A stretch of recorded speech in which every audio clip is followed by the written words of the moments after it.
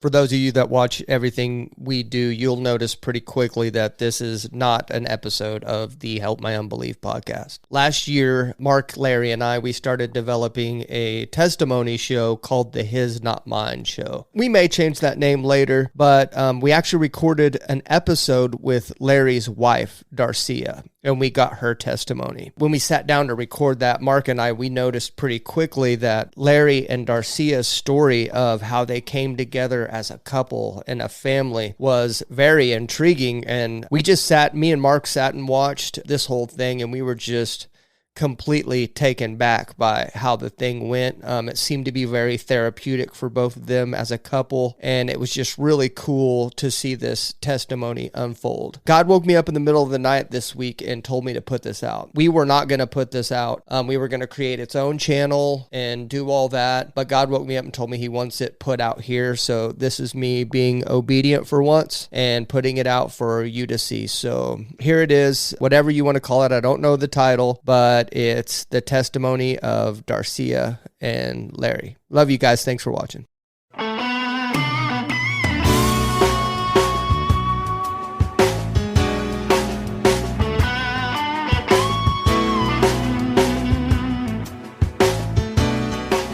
Hi, my name is Darcia, and my plan was meth, alcohol, cigarettes. His plan was restoration and joy, the child of God. I get the unique opportunity to interview my wife and get her full-on testimony about how she came to know the Lord. But first, we'd like to start with a little bit of background. So, Darcia, would you like to tell me about your childhood a little bit? I was raised by my dad. Okay. Where was your mom? She still lived around here, but just for reasons that I lived with my dad. Let's just, leave it at that. Okay, so single parent household, yes. But it was mostly your father, right? So were you a believer in God? I knew there was a God, but I didn't really know who God was.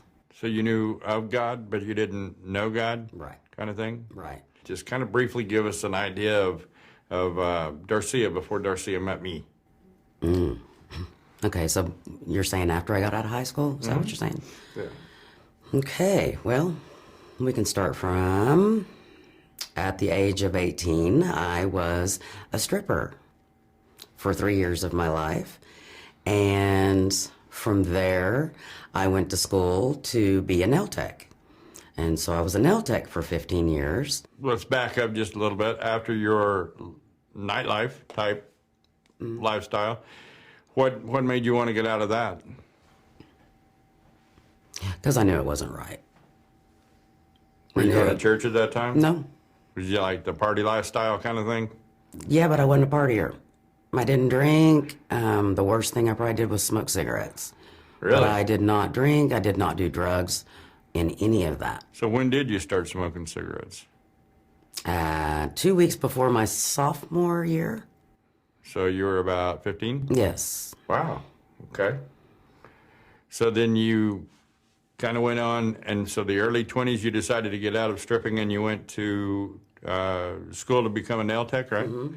And that was the chosen profession. Why did you choose that profession? Because it made a lot of money and it looked very easy. Was it? Yeah, it was. Because it looks like it'd be annoying It was. me. So you got to sit there and talk to little ladies while you did their nails, and you listen to all their problems, kind of like a hairstylist and a barber and stuff like that, where you have to hear everything about them, right? Right. What happened after that? After nail tech? At what age did you get married the first time? 24. 24. Mm-hmm. And how long were you married? 15 years. 15 years. So did you and your husband go to church at all, or did y'all talk about church, or was it, did you have a desire to go to church? No, his mom wanted us to. And did y'all have children? No. Okay, let's specify that. You didn't have children, married for 15 years, but you did not go to church at all. Mm-hmm. And then the latter part, you have started going to the bars? Mm-hmm. And you weren't drinking? Like a beer, maybe. Why didn't you drink very often? Why didn't I? Mm-hmm. Because my mom was an alcoholic. So your mom was an alcoholic. Was that the reason that she wasn't in your life growing up? Yes. And did you have like a fear of that, or? No, I just didn't like it. I didn't like who she was whenever she drank. So. Because she was different. Yeah. Was she mean? Annoying. Annoying? Annoying. I can understand that. She was annoying. I can't understand that. We met in the bar. I mean, I'm not going to deny that. I saw you across the bar, and I had to get to know you. And I guess we'll be straight. I became friends with you and your husband, and you became friends with me and my wife. Your husband had a motorcycle that needed help wiring. He was building his own bike, right? And I still got to say, I don't understand why any man would build a motorcycle with a single seat and a rigid frame and expect his wife to ride a fender. Doesn't make any sense. Because I wasn't going to ride. I remember that the first time I came over to work on the bike, actually my wife had left on Thursday night and not returned. And that's all we'll say about that. But I remember you not really liking me much then. And we worked on the bike all day, and then I know that I hit the bar. I don't think y'all went. Y'all didn't go with me that night, did you? Probably not. Probably not. So, but we ended up hanging out together, and then we got the bike running. So we ran together all the time, and because I had a Road King and a nice seat, you sit behind me.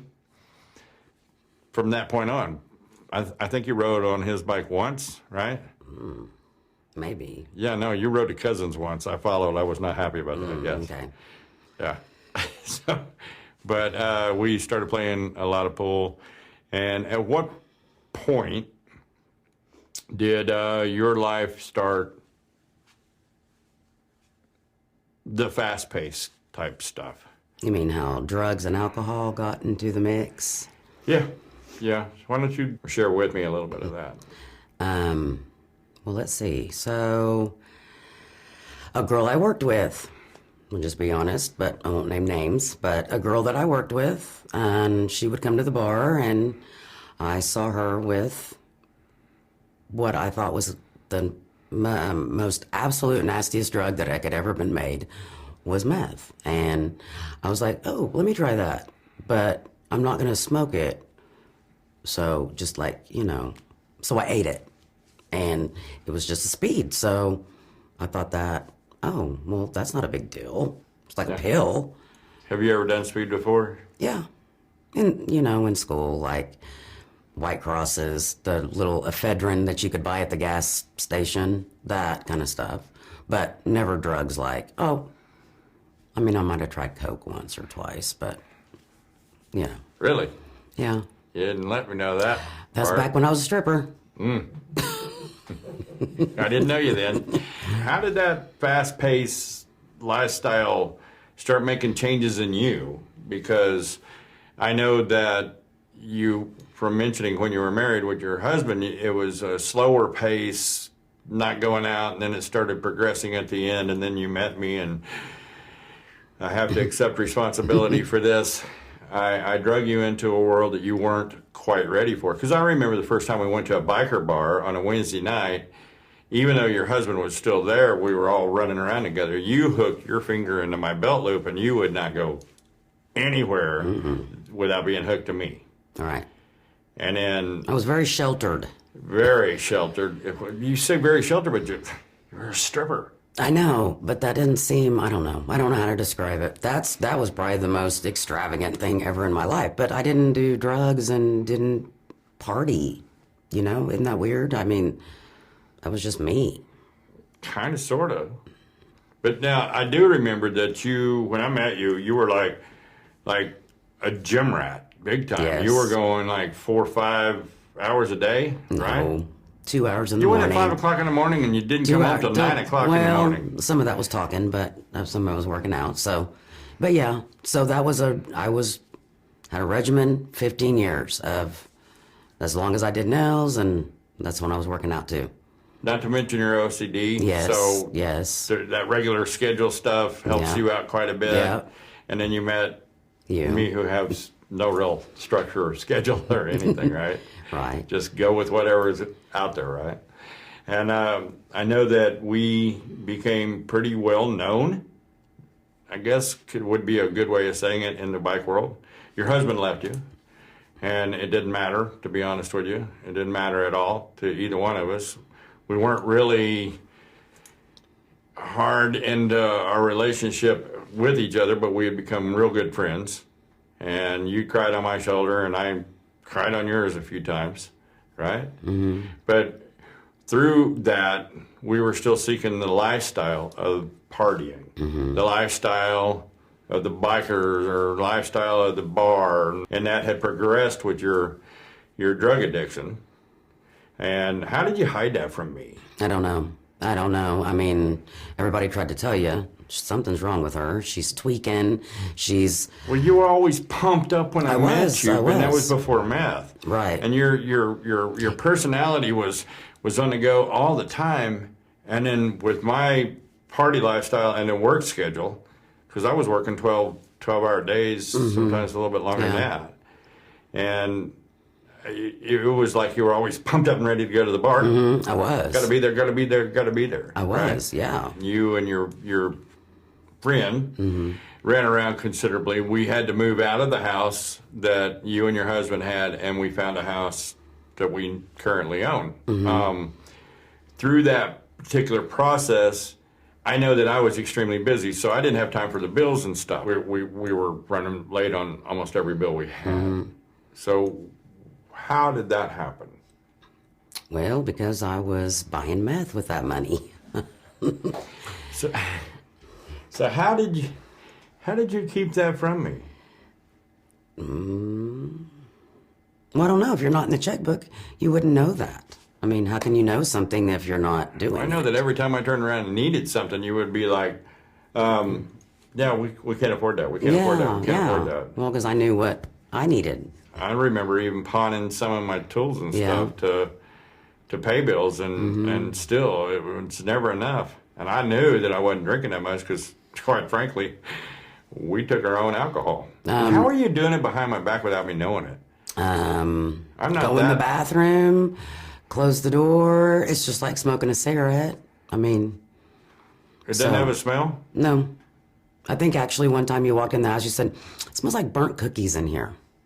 So I knew then it didn't obviously have a smell that would be noticeable, so I just smoked it with the bathroom door closed. Well, you know, being in the trash business, my nose didn't work that well. Right. But, so you hid the finances from me to the point that we were pretty low, actually, financial.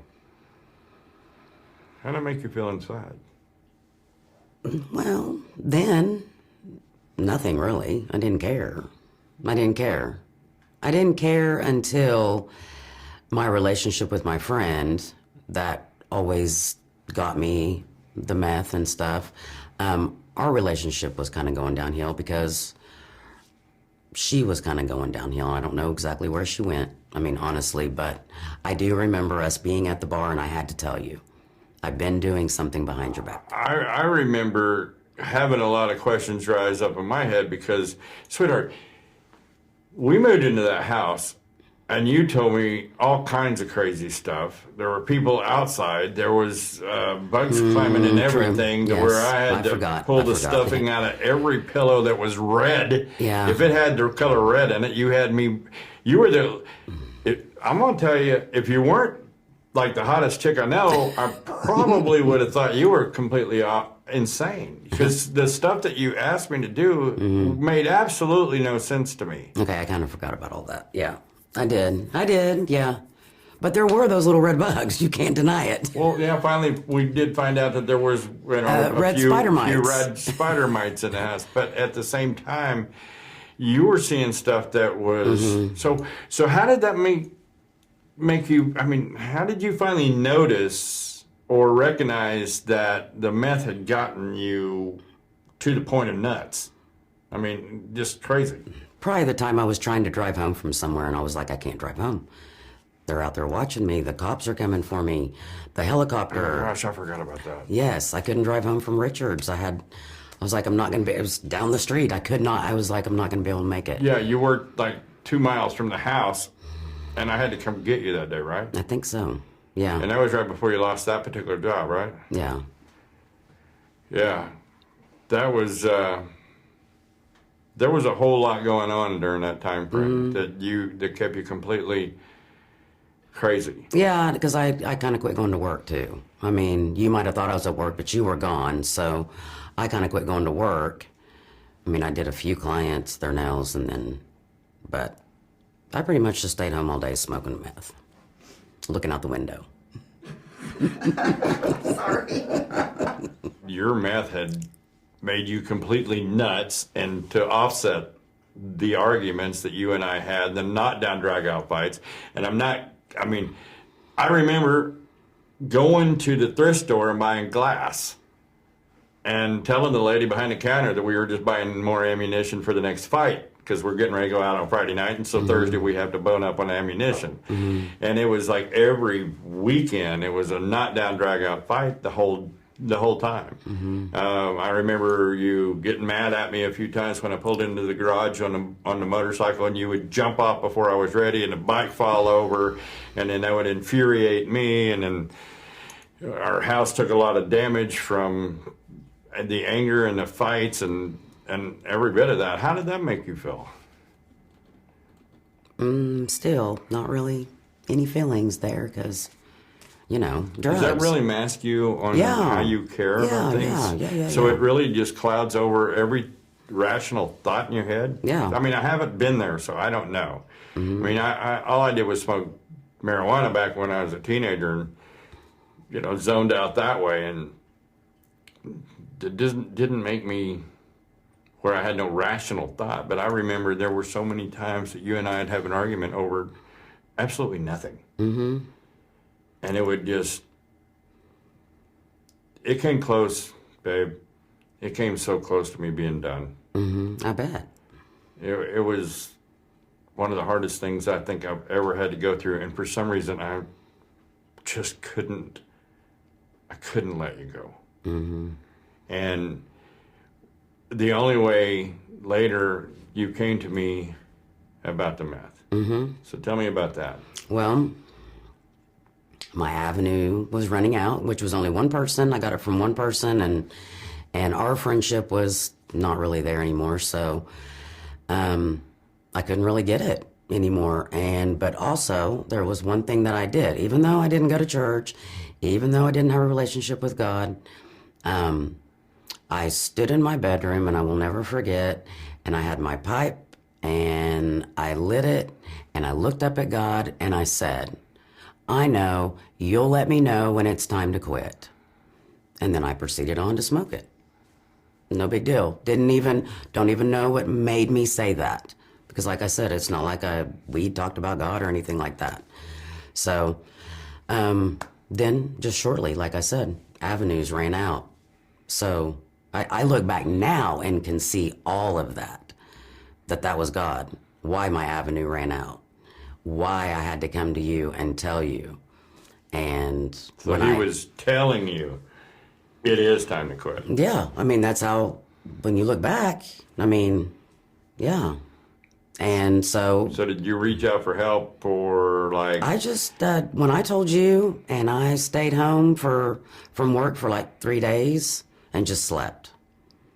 I mean, it could have been 4 days, but I think it was like 3 days, and I just remember being asleep when you would come home from work, and you would check on me, and you were kind to me, and you were never mean, you weren't angry at me. Your feelings, I think, more than anything, were hurt because I'd lied to you about something.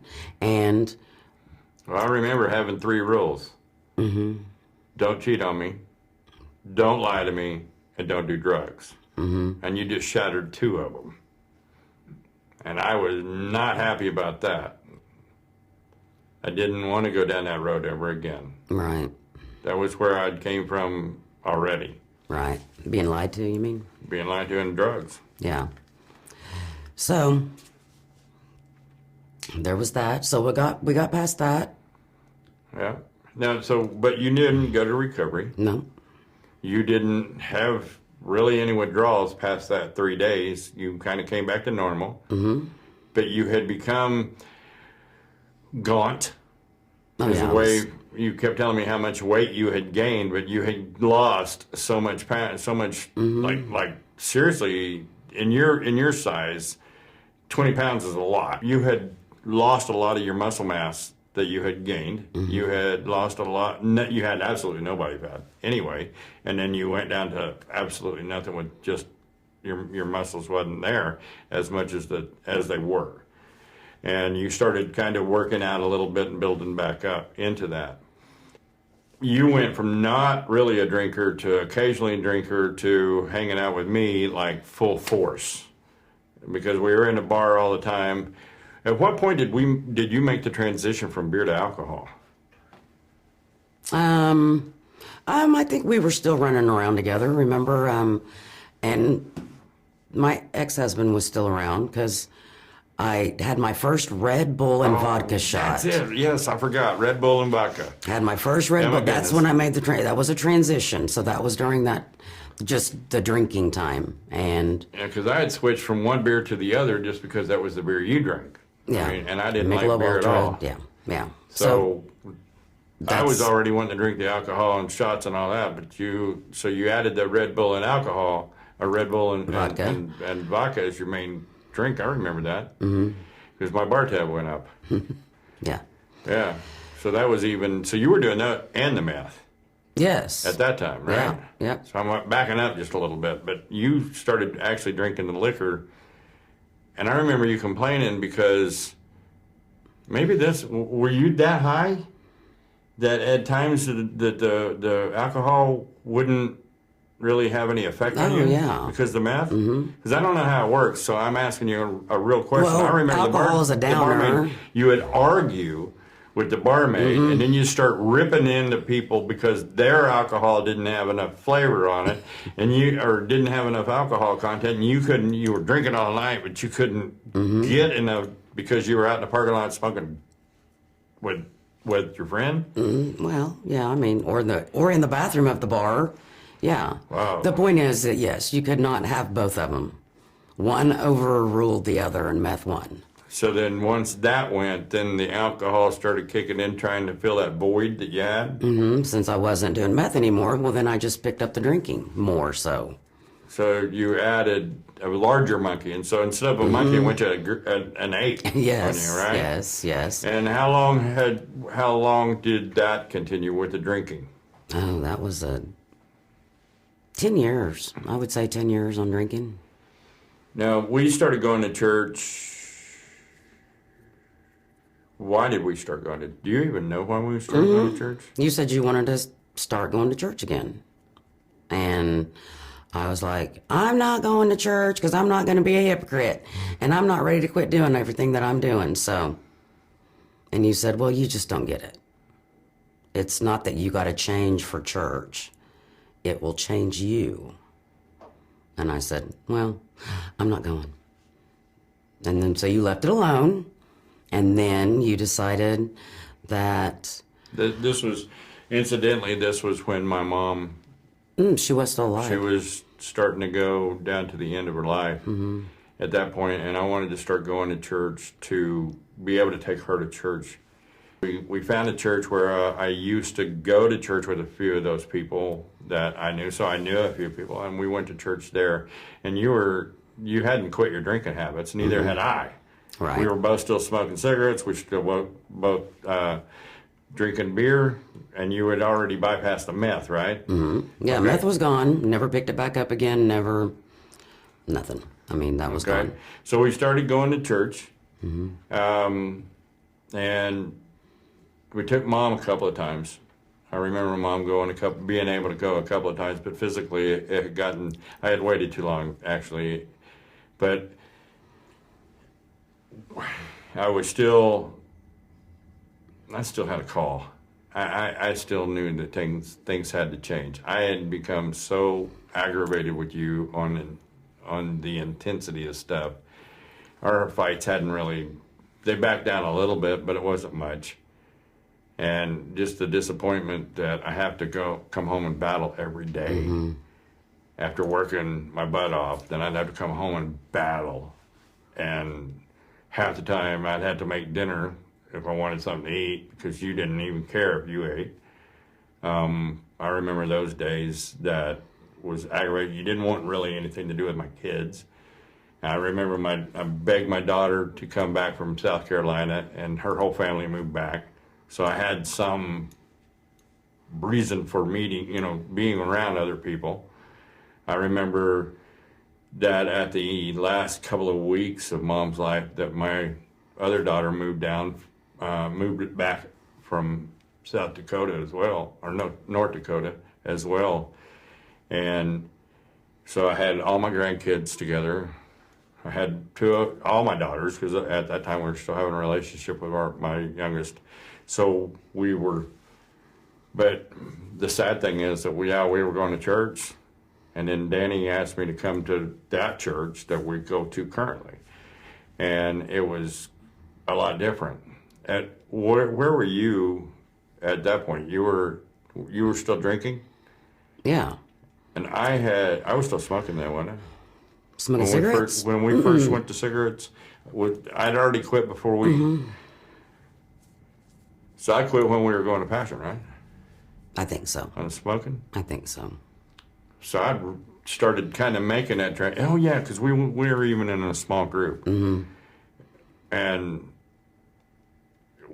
the conflict that I had there was I was hearing Christians say it was okay to drink. As long as you don't let it control you. It's okay to smoke, as long as you don't let it control you. Well, nobody can smoke and control the smoking. Nobody can drink and control the drinking. Nobody can do drugs and control the drugs. It's a fantasy that we all have. Right. But it's not the truth of it. Right. It controls you. And so when we started going to Discovery, I didn't want to be anything except a church pew sitter. That was all I wanted to be. Both of my daughters moved in together at the house while they were taking care of Mom at the last few days of their life. And I remember one of the times that we went to the hospital, and I was infuriated with you. We went to the hospital, and Mom was in the emergency room, and you were bouncing around and joking and making, trying to make her laugh and stuff. But I could literally tell that you were intoxicated beyond. You more than likely could not even have remembered that I taped it. I videotaped it. Oh, gosh. Because I was so angry. I was going to show you later. There's so many times that I came in from work. I'd find you passed out. There was a couple of times when you passed out while the grandkids was there. And your drinking had gotten to the point that I didn't really realize how bad it had gotten. Because at the same time, I'm not Lily White, but I was starting to make the change. I was starting not to be happy in that lifestyle, and I was starting to dread coming home to you. Dread the next discussion that we would end up having inevitably. And I went to the men's steak dinner at church, and somebody mentioned a recovery class. And I said, so who's this? And the cool thing was, at the men's steak dinner on this one, they had all bike memorabilia all over all the tables and stuff, so it was like really cool. And then I met this dude named Michael, and he had a ponytail, and he looked like the biker, but he had a recovery class. And another one of the guys that went to the men's steak dinner was actually a biker that we had ran around with at the bars. And so both of us were talking to him about getting our wives into the class. Yes, I did drink. Yes, I could drink like a fish. I know that there were several nights that I would drink a pint before we went to the bar, and then drink all night long, and sometimes that'd be like a fifth of alcohol gone, and two $50, $300 bar tabs, and it was just you and me, and we were trying to be careful. It was not careful.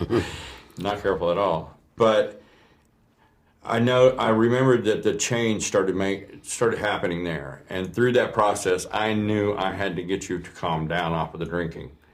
You had embarrassed me too many times.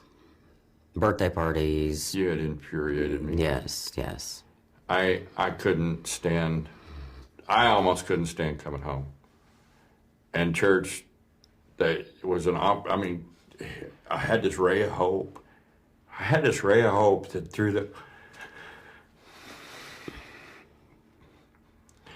through Michael and Sherry's class, that things would change. Because I was so in love with you. And I hated you so much. I couldn't take it any longer. You were destroying my kids that I just finally got back into having time with.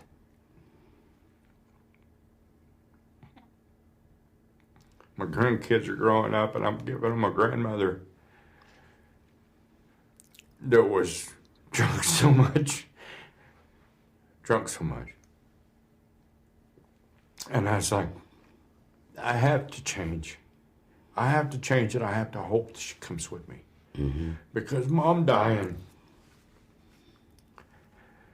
I remember telling Mom that night that I wasn't ready to be the patriarch of this family. And Mom has been the matriarch even before Grandma was gone. Mm-hmm. Mom was the patriarch. I mean, the matriarch. I didn't think I'd turn on the waterworks. I'm sorry. That's okay. But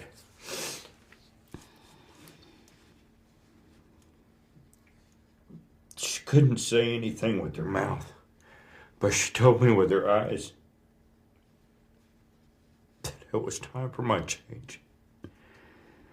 So I went to the men's steak dinner, ready to start making a change. And I met Michael, and I said, I don't even know how I'm going to get her in this class. And he said, my wife will help you. And I'm like, man, you can't tell her it's a recovered class, because we had that knockdown drag out not too long before that, where the cops got called to the house. Mm-hmm. I called the cops because I don't remember how, but you managed to scratch my face. And so I was bleeding when I got there. I was sitting in the garage. You were in the bed. And I called my daughters and I said, listen, you got to get over here now. Mm-hmm. And then they said, you need to call the cops. And because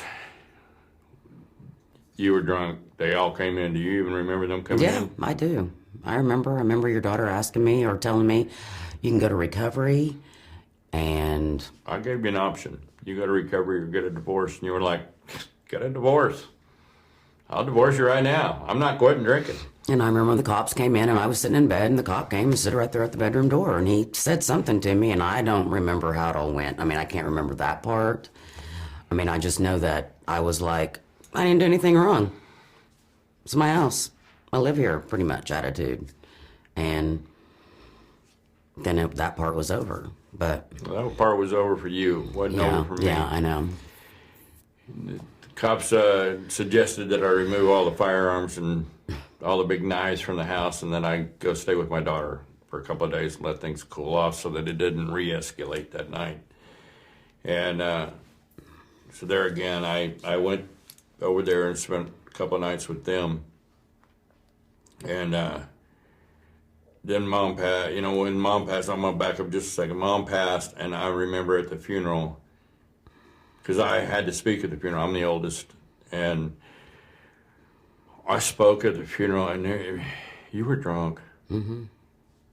You were drunk, and you were acting like none of it mattered. You're sitting on the front row, and you're not even paying attention to what I'm saying. And it was like nothing to you, like you couldn't even care about that. The most important thing in my life was Mom. She's the first woman I ever fell in love with. When Day took you home, I wasn't real sure I wanted to go back. And I started praying then, Lord, this is going to change. But I didn't do it like drop to my knees and say, Lord, everything's got to change. But I broke inside. Yeah. But I do remember one thing about your mom, though. There was something special that I had with her. I don't know what it was from the time that I met her, But I remember she always made sure that I knew that how happy she was that you had found me. You know, because it's amazing. I think she could have seen through everything. She did. That she knew. She's did. You know. Every time I got married, she asked me if I was sure that's what I wanted to do. She didn't ask me on you.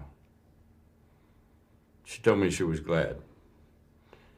And I was like,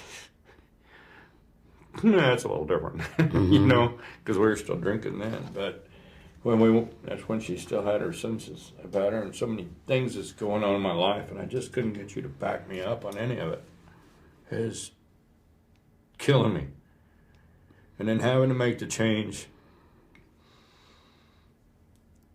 I had to take it into my hands and kind of try to guide it, and the only thing I could do was go through Michael's class. And I got you into class, and we went through the class like what? How long? A year and a half? Yeah, probably, maybe. How much of that were you actually drunk in the class? I'm sure that I was, but do you realize that every time, I was just telling her the other day, that every time I went in there, a seed was planted. A seed was planted. I mean, every time. Romans 8:28. I mean, you know what I'm saying? I mean, I think that no matter what I was doing, God was still working. He was meeting me where I was. And that is, I mean, if we fast forwarded to now, that is why I am where I am now, is because of God. Because he never took his hands off me through all of that, all the meth. I mean, why does somebody look up at the ceiling and say, you'll let me know when it's time to quit?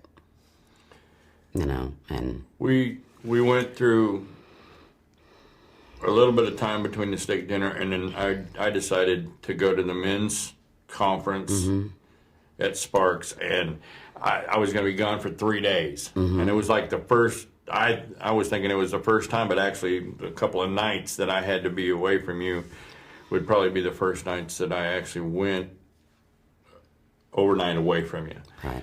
And I came back changed. I came back, I was fully committed to God. And just before that, in August, was when my cousin and his wife took me for my 55th birthday, I think it was. It wasn't 55th, it was 50-something, for my birthday to Rio, a restaurant.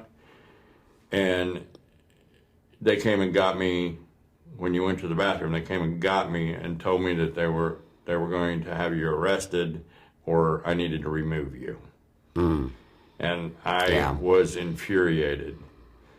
And I took you home and then you went back out. Dropped you off, which you passed out shortly after we got home, I think. But I took all the keys, all the garage door openers and everything, and I went back and had dinner with them. And that was the last night I actually had a drink.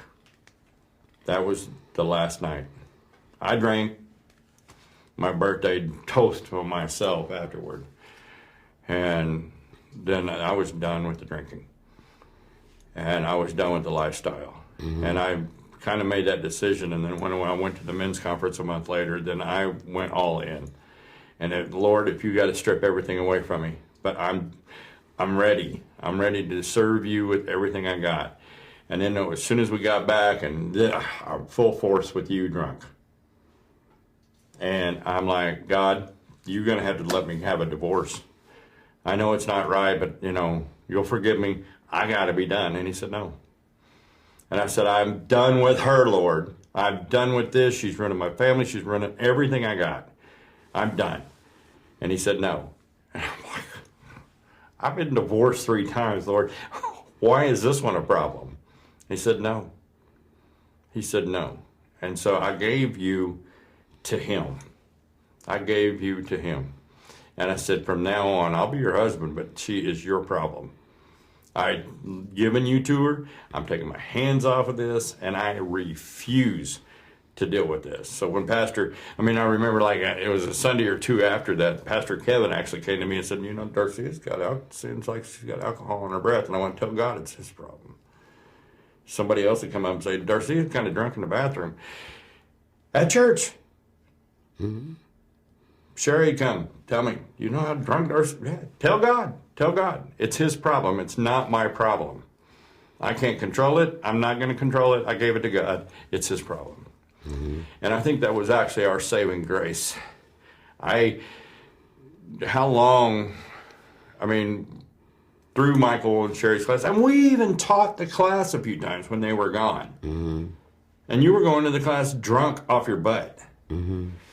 Running around with Sherry, and I'm saying running around with Sherry, that's when you backed into the telephone pole or something, mm-hmm. saying you weren't drunk but driving, mm-hmm. and I would question you over and over and over, and you weren't drunk but you were driving. Yeah, no, you were drunk driving, and mm-hmm. that was, I don't know how God kept his hand on you or saved you through any of that. Because he's God. And you would argue immensely with me through it. Mm-hmm. And then we started doing the Friday night things to where we were actually doing a outreach program to the neighborhood around the church, and we were having them trying to get people to come over Friday night, because just like you and I, we'd lived the bar life, and now we don't have anything to do on Friday night. Mm-hmm. And we still wanted people to go to the bar. It's to socialize. And we were missing that, so I'll be honest, that was a little bit selfish. I wanted somebody else to talk to other than my drunk wife. Mm-hmm. Because our conversations were always arguing, or you thinking you made sense, and you made absolutely no sense to me. Yeah. And you weren't even putting together sentences correctly. So through that, we started doing these Friday night things, and I remember having a knockdown drag out with you. It was one of the nights that I cooked something, and I was going to go, and it was a big to-do. We had a special guest speaker coming in, and we argued. And I said, I'm done. I'm going without you. Mm-hmm. So I did incidentally take all the keys to every vehicle and all the garage door openers, and so that you couldn't leave with somebody and come back without me realizing it. And so why don't you fill in what happened while I was there? Okay. Well, let's see. Well, I'll give you the date of that, March the 9th, 2018. And so from the time that you left me that night until I woke up the next day, I had no idea of what had happened until I passed by a mirror and I have a black eye. And I didn't know how I got a black eye. And I showed you, and you were like, oh my gosh, people at church are going to think I did this to you and all that. But, and you called Sherry, and I remember hearing Sherry over the speakerphone saying, if she does not stop drinking, like she was laughing, because nobody was going to think you did that to me. But her words were, if she doesn't start drinking like that, she is going to kill herself. She is going to die. And it was then that made me start thinking, I got to stop drinking. But I didn't think I could. I don't know if I'm going to be able to, how am I going to act? I've drank for so long. I don't know how am I going to do it? How am I going to do life without alcohol? I really didn't know. But I remembered I did it without meth, so you probably could. So times before that, I had quit 30 days, 45 days. I forgot to put that in there, that there was a good 3 times that I'd quit for a stretch. And I was very proud of that. But on March the 11th, that was on a Sunday night in the small auditorium at church, it was like an altar call. And I remember, I got to be finished. I can't do this anymore. I got to surrender. I got to be with God. And so finally, I laid it all out to God. I surrender.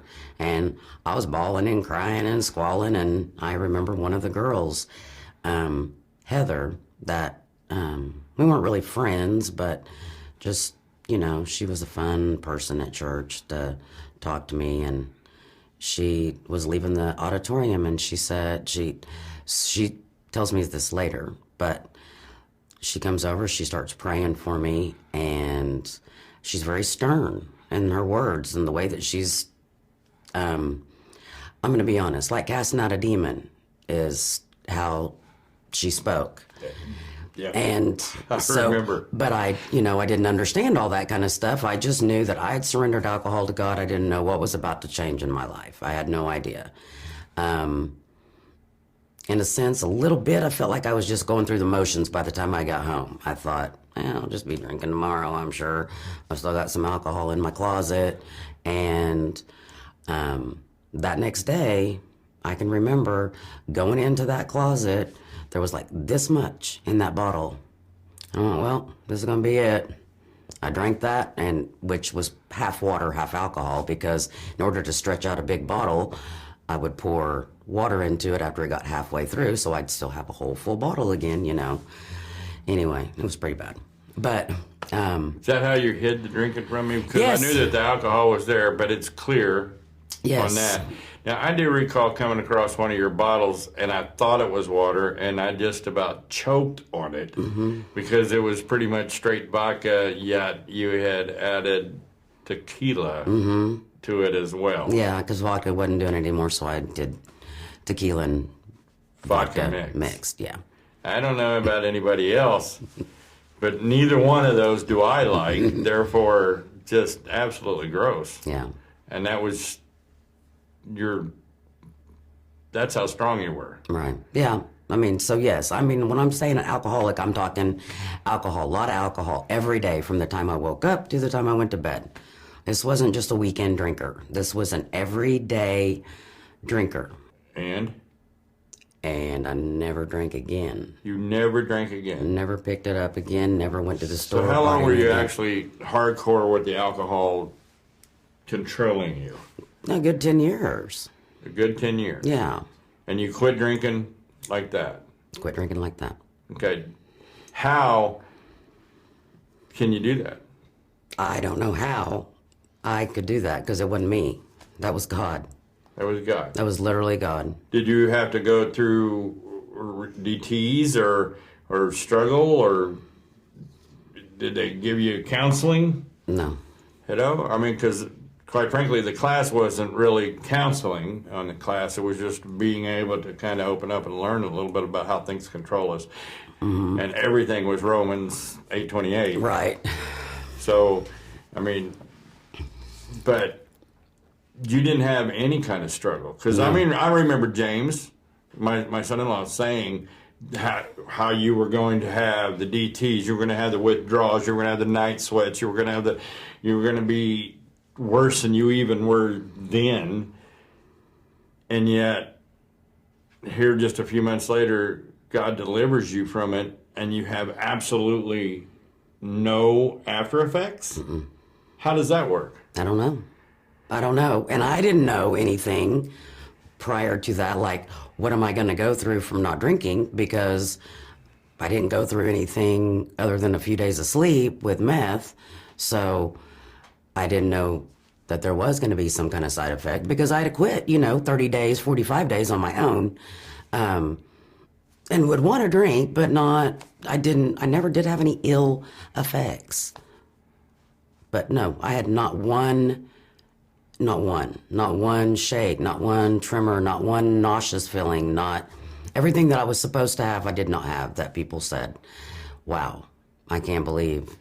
So can you tell the difference between people who try to quit under their own power and people that are delivered? Yes. Quite frankly, delivered by God. Yes, because you wear a sort of freedom on you when you've been delivered. There's just it's like it was never there. I don't know how to, I would never deny that I ever did that. That's part of my walk with God. Well, let me ask you this. Do you think God can do that for anybody? Yes. Yes. So what does it take? I don't know. I think truly surrendered my heart. Say that again. I truly surrendered my heart to giving that. I had to come to the end of myself. You couldn't bring me to the end of myself. No. You couldn't threaten me with anything. No, I tried that. Yeah, I know you did. I tried that with everything. Yeah. So it's God allowing us to get to that point with ourselves. And he knows how much we can carry. He knows how far we have to go into that pit. Very much so. And he basically said, okay, she's ready. And he picked me up, and it was kind of like he dusted me off and said, no, go on. And I did. Matthew 6:33 became my main focus. Seek God first. And all these things will be added to you. And I wasn't worried about anything except one thing. And I just wanted my wife. God, you aren't going to let me get rid of my wife. So I need my wife to be a wife. I need my wife to be somebody I'm proud of and somebody that I can love with all my heart and that I'm not hurt by. And I remember every morning, man. Every morning. I didn't come home till 9 o'clock. And then when I got the job selling the insurance and I passed the test and I gave testimony, I passed that test because I prayed over every question. I couldn't remember any of the answers. And I prayed over every question. And through that, it was like, you came about and did the change, and you came to the Lord. I'm bouncing off the walls. I'm so happy. I couldn't even express myself how happy I was that God had delivered you from that. And that's deliverance. Mm-hmm. And then through that process, I watched you grow. And then I remember it that we were driving, and you looked over, because I hadn't pushed anything, because God wouldn't let me push anything on you. And I remember you saying, oh, I think I'm going to get baptized. Oh, yeah. And I was like blown away that you brought that up. So how did you realize that you needed to be baptized? Because I hadn't mentioned it. Once the drinking was gone, I dove into Joyce Meyer's. That was my go-to. I didn't dive into the Bible because I didn't really know how to read the Bible. I got to say, it was like, what am I going to do with the Bible? But I remember watching Joyce Meyer's, taking notes, and just diligently, literally, just being driven to be motivated towards God because of this woman. Just, wow, she's done this, she's been this, she's all these things, her life, and she had a voice like I had. It was a rough, husky voice. Which I love, by the way. So I was just very drawn to her. That's who God sent to me to relate to me, to help me to learn, because I wasn't going to open the Bible because I wasn't, schooled in it or whatever. But my whole point is, then I had a dream that it would be like a tattoo of me getting baptized would be like a tattoo of God on me. And so then I said, oh, I want to get baptized. So then I did. I remember when you got baptized, my heart was so swelled with pride and so blown away that God was listening to my prayers, that it was coming at me, mm-hmm. That the prayers were answered and being answered. And I remember coming home and finding you watching Lifetime channels, and watching those stupid idiot movies and mm-hmm. learning how to kill your husband or learning how your husbands kill you. And then now I'm coming home and you have Joyce Meyer on the TV, you have your Bible in front of you, you got a notebook, and you're mm-hmm. got a smile that I'm walking in, mm-hmm. Yeah. So the flip-flop on your whole attitude and everything was dramatic, completely dramatic to me. Yeah. So when they say God can turn it around in a minute, he can turn it around. Literally. And he did. Okay, God can turn it around. So was there another thing that he turned around for you? Smoking. Smoking cigarettes. Now, how long did you smoke after you got baptized? Well, I've smoked ever since then. I've smoked for 40 years. Smoked for 40 years. You drank for 10 years. You did meth for 3 years. And we've been together for 13. And I am 53. Wow. So. God likes numbers. He does like numbers, doesn't he? God delivered you from meth. Mm-hmm. Even when you weren't serving God. Right. God delivered you from alcohol. And he brought you into the kingdom, into his fold. Mm-hmm. And he not only used you that way, he also has elevated you. Because your testimony is known in church. Mm-hmm. Your testimony is something that the pastor actually talks about as well from the pulpit, which caught us off guard the first few times that he mentioned that. But it is a story of deliverance. Yes. And you were a Christian, and you were being used in the leadership. You were doing Bible study, but you have since been called. We're on the prayer team. Mm-hmm. We talk to people regularly. We were actually going to the Jesus house with Dee Dee. Mm-hmm. So, and you were giving your testimony then, even, but all that time, you were still smoking. Yeah. And I felt like, well, this is what I got, and this is what I got left, so I can hold on to that. It's not a big deal. And I'll tell you, God let me hold on to it up until last year was the, hey, you know that kind of stinks, don't you? Hey, that person over there in the car next to you is watching you while you smoke that. I mean, and I was just starting to get, it was annoying me. Smoking was annoying me. Why would that matter? That somebody next to you saw you in your vehicle? Well, because one, smoking a cigarette? Because I got a Discovery sticker on the back of my car. Discovery Church sticker on the back of your car, you're smoking a cigarette. Yeah. Right? So what God was pointing out to you was that not only our words, not only that we go to church, not only that we live according to the principles that he has set, but that our actions are seen by others. Mm-hmm. And that we need to be completely walking in the life of following after Christ, not only in the church, but outside the church. Right. And everything that we say or do affects others, right? Right. I smoked for 35 years, and you smoked for 40 years. I can say God delivered me on my cigarettes completely because he told me to quit smoking before I'd even started going to church, and I did. Mm-hmm. And I have not had ever a desire to smoke a cigarette, even though you still smoked at the house. Right. You smoked in the truck. You smoked in the car. You know. Mm-hmm. So God delivered me completely from any desire. And then 5 years later, after you gave your heart to the Lord, he says, one more time, Darcia. Mm-hmm. Well, you just started knocking. Just knocking on the door saying, okay, it's time to get rid of this, which was, I look back now and go, every one of those things was a crutch. Every one of those things was something trying to fill that space that he's left open that's really only for him. And I was filling it with, hey, that didn't work. Or, that didn't work. I mean, nothing ever worked. And I was holding on to cigarettes literally as a crutch, though. And my vision was, okay, Lord, I don't want to surrender them. I mean, I was honest.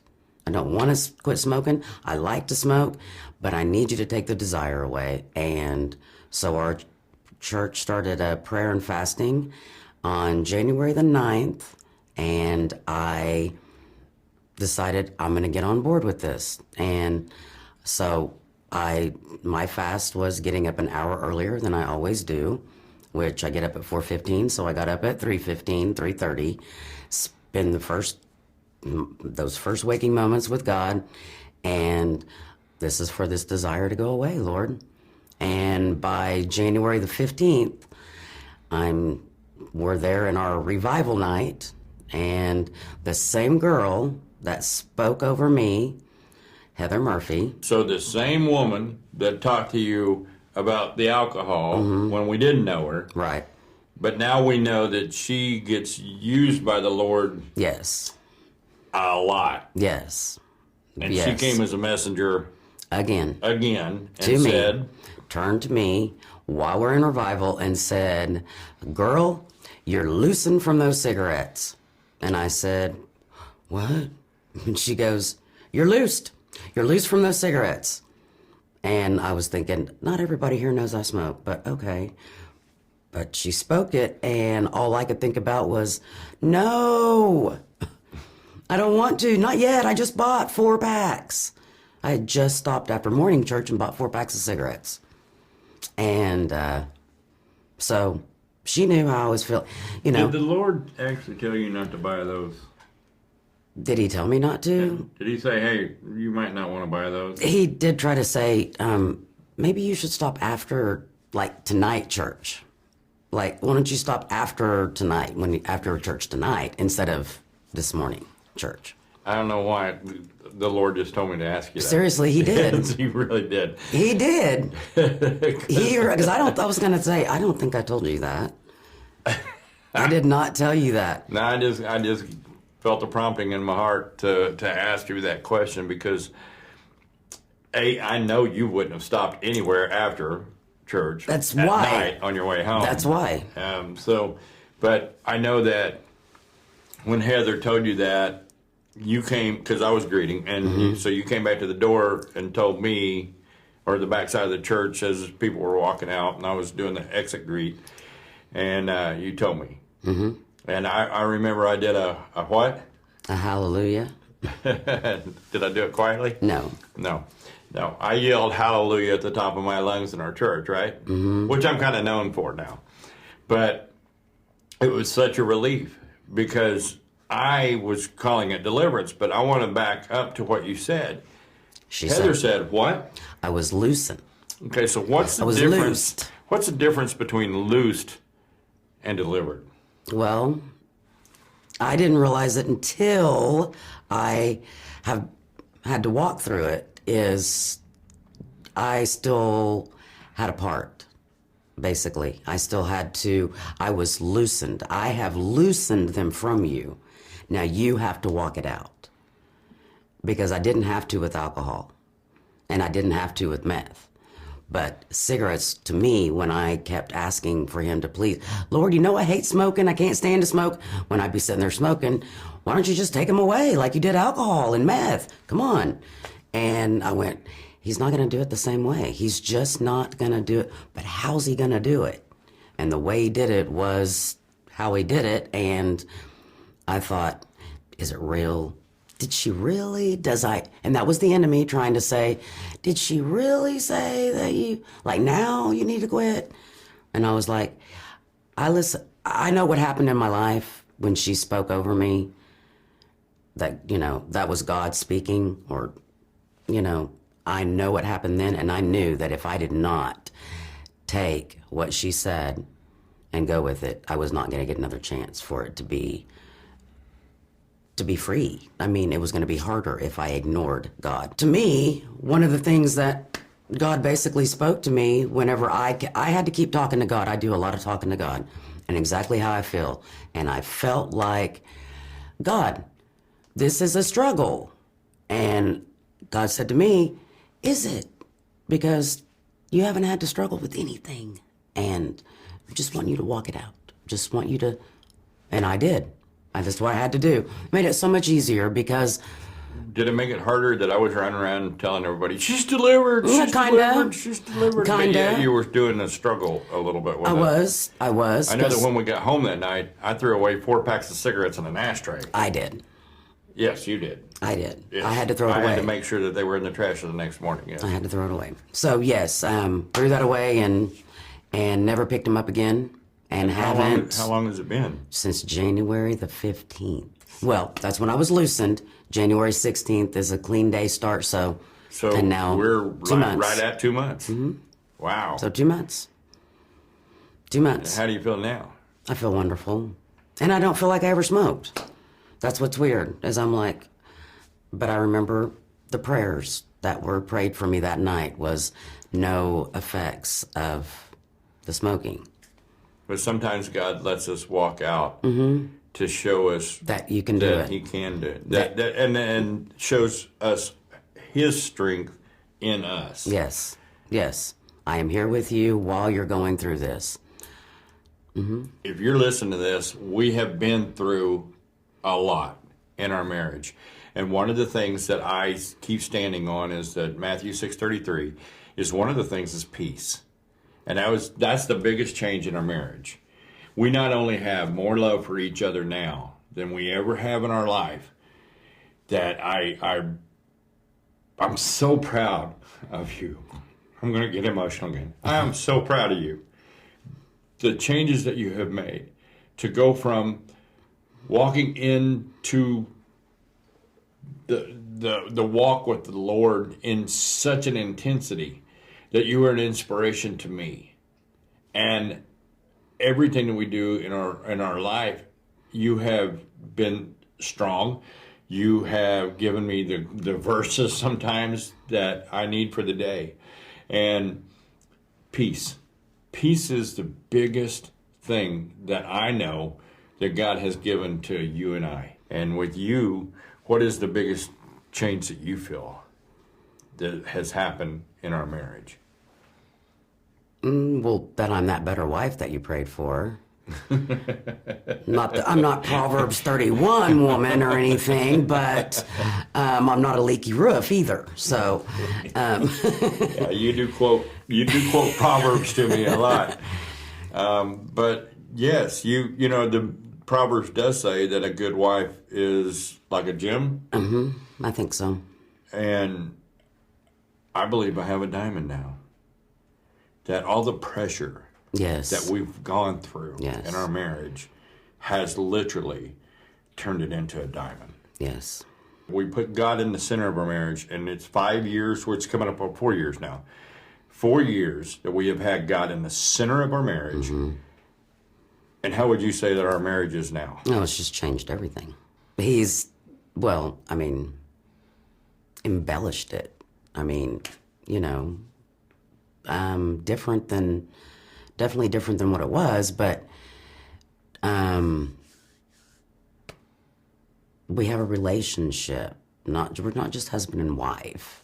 I don't know how to describe it, but I just know that everything we do, God comes first. And like you said about Matthew 6:33, you're seeking Him first, and we both do that together every morning. And we dedicate our day to Him, and He just pours out blessings. And it's not monetary blessings all the time. It's peace, love, joy, happiness. It's the fruits. The fruits, yes, it's the fruits. And knowing that we both have the Holy Spirit to guide us throughout the day. Yes. And that we both love God more than we love each other. Yes. Making us able to love each other even more than we ever did. Yes. Thank you, Lord, that my husband stood strong in you to tolerate me. And thank you for being obedient to Him. Thank you for actually being a Proverbs 31 wife.